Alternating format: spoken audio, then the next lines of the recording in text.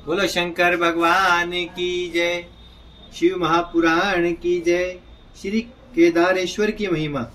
सूत जी ने बताया, हे ऋषियों, विष्णु भगवान के स्वरूप नारायण भगवान ने बद्री आश्रम में जाकर तपस्या की। शिव जी पार्थिव लिंग में प्रवेश कर उनकी पूजा को स्वीकार करते रहे। इस प्रकार बहुत समय व्यतीत हो गया। भगवान शिव शंकर ने नर नारायण से वर मांगने को कहा।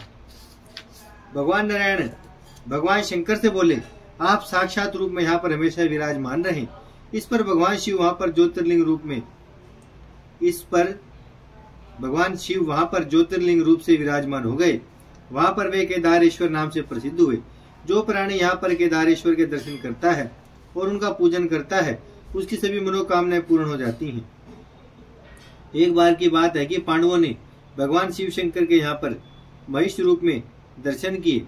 पांडव उनके पास गए तो वे भागने लगे, परंतु पांडवों ने उनकी पूंछ को पकड़ लिया और प्रार्थना करने लगे कि हे स्वामी, आप तो साक्षात शिव हैं, इसलिए हमसे भाग कर ना जाए।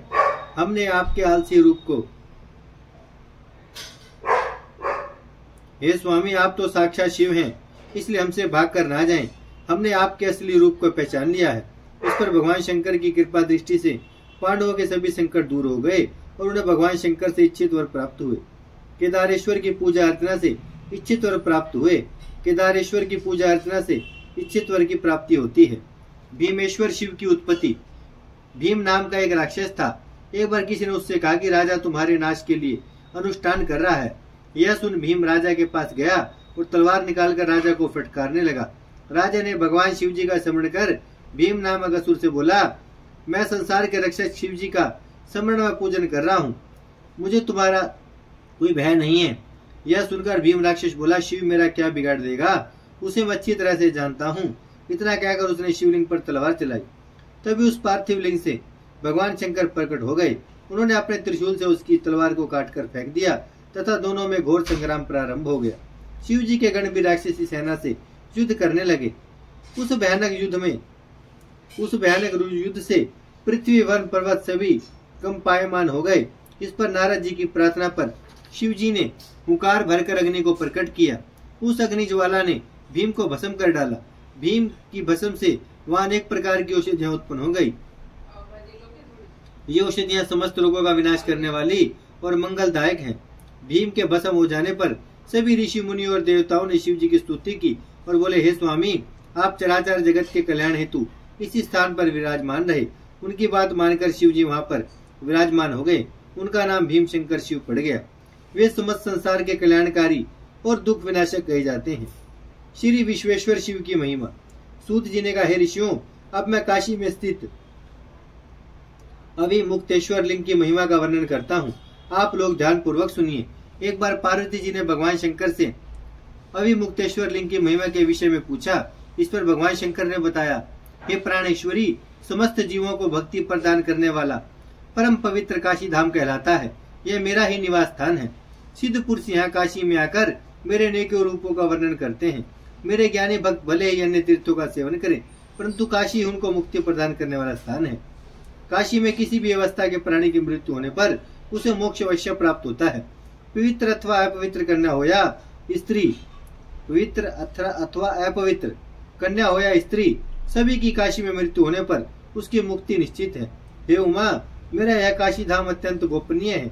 ब्रह्मा विष्णु आदि देवता भी इसकी महिमा को बताने में असमर्थ हैं। जिस मुक्ति के लिए योगी जन जन्म जन्मांतर तक तपस्या करते रहते हैं, वही मुक्ति काशी में मरने पर प्राप्त हो जाती है। अधर्मी से अधर्मी मनुष्य की भी यहाँ मृत्यु प्राप्त होने पर आवागमन के चक्कर से छूट जाता है, परंतु जो व्यक्ति विचार पूर्वक श्रद्धा भक्ति के साथ जब मेरा ध्यान अर्चना स्मरण जब करते हैं, उनके पुण्यों की महिमा तो कल्याणी भी वर्णन नहीं कर सकता। वे व्यक्ति तो मेरे स्वरूप में ही लीन हो जाते हैं। इस तीर्थ में रहकर जो दुष्कर्म करता है, उसे 10,000 वर्ष तक रोरव नरक को भोगना पड़ता है। शुभ कर्म स्वर्ग प्रदान करते हैं। हे पार्वती, कर्म 3 प्रकार के हैं। एक जन्म से सच्चित कर्म, दूसरा इस जन्म में किए गए कर्म, तीसरा इन दोनों के फलस्वरूप जो कर्म इस शरीर में भोगे जा रहे हैं, उन्हें प्रारब्ध कर्म कहते हैं। इसमें संचित तथा क्रियामान तो दान भोगादिक से नष्ट होते हैं। संचित तथा क्रियामान कर्म काशी के अतिरिक्त अन्यंत्र नष्ट नहीं होते। जिन व्यक्तियों के पूर्व जन्म में काशी में निवास किया है वे ही दूसरे जन्म में काशी में मृत्यु पाते हैं। यहाँ गंगा स्नान से सभी कर्म बंधन नष्ट हो जाते हैं। किसी पुण्य प्रताप से ही काशी में निवास मिलता है। बोलो शंकर भगवान की जय, शिव महापुराण की जय।